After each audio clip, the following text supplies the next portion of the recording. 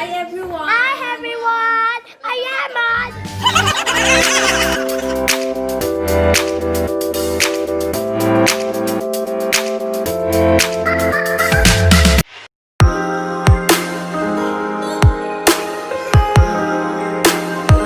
Hi everyone! Good morning! Welcome back to my channel. Hi Magpakilala ka. everyone!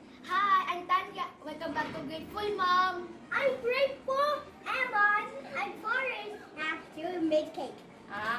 So, ang sabi niya, we are going to make a pancake. Pancake! Yay! Let's make an Oreo cake. Oreo cake. So, next video naman yung Oreo cake. Pancakes muna tayo. Okay. Do you want to start? Yeah! Okay, ito yung ingredients namin ngayon. Wait a second, guys! Um, I got it. Wait a second. I'm hot. So, 1 and 1/4 cup of flour, 2 tablespoons of sugar. No! Oh, wait lang. Ganun mo. Give it to me. 2 tablespoons of baking soda, 1/4 teaspoon of salt, 1 cup of butter. Actually, itong cup ng... Okay na. Okay, mix na natin yung mga dry ingredients. Okay, go. Lagay mo na. Okay. Mix natin. Mix lang natin yung mga dry ingredients. Kailangan dry muna. Me. How about me?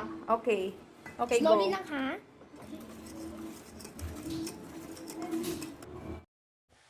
Okay, let's beat the 2 eggs. Mix lang natin maigi to. Oh, sorry, may nahulog pang balat. Kunin ko lang. Then, mix natin ng maigi. After that, ilalagay na natin yung 1 cup of milk.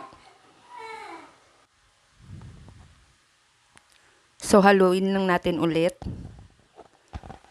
Haluin ng maigi para mag-mix ang egg tsaka yung milk. Then, lalagay na natin ang butter.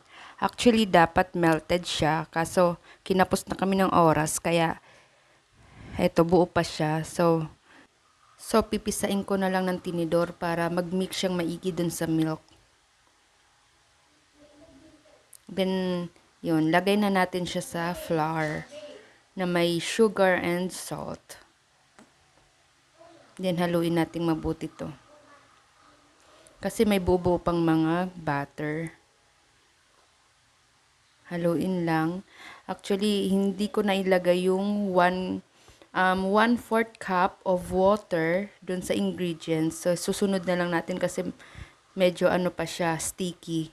So, dapat yung texture niya is dapat hindi siya sticky.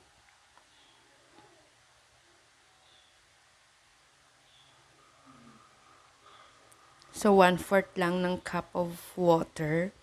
Then, mix natin ulit hanggang sa maging malabnaw siya ng konti. Ng konting-konti lang. So, ipapakita ko sa iyo kung anong texture. Papakita ko sa inyo. So, ganito na siya, guys.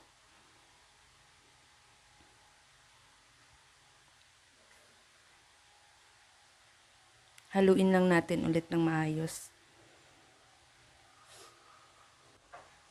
Okay, Ryzen, haluin mo. Okay, tapos na namin i-mix ang mga ingredients. So, punta na tayo sa kusina.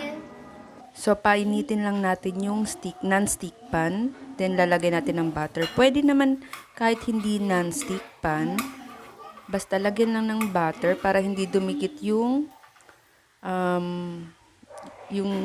butter. Yan. So, nakikita nyo, may mga butas-butas. So, ibig sabihin, pwede mo na siyang baliktarin. Ilalagay na natin ang mga kasunod hanggang sa maluto natin lahat.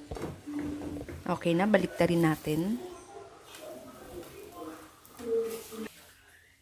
Ngayon, ipapakita ko sa inyo kung paano maggawa ng syrup dahil wala kaming syrup na nabili sa grocery. So, gagawa kami ng syrup. So, mag-melt lang ng 2 tablespoon of brown sugar and 1/4 teaspoon of then 1/4 teaspoon of banana flavor. Kung merong vanilla, pwede. Tadan! Ito na ang ating homemade pancakes. Ilagay na natin ng syrup. Then, naglagay ako ng banana on top. Pwede naman kahit anong fruits, pwede ring butter.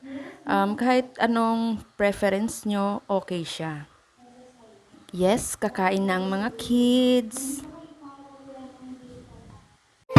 Thank you for watching. Don't forget to like and subscribe. Bye!